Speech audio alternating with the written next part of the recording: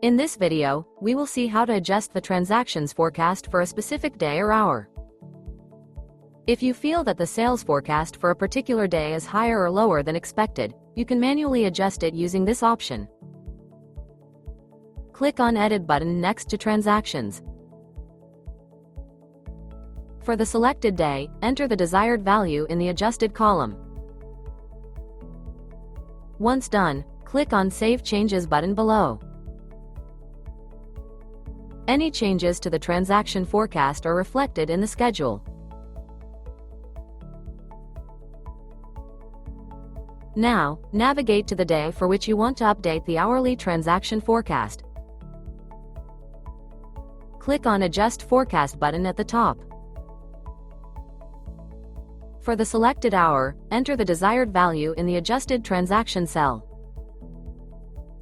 Once done, click on Update button below.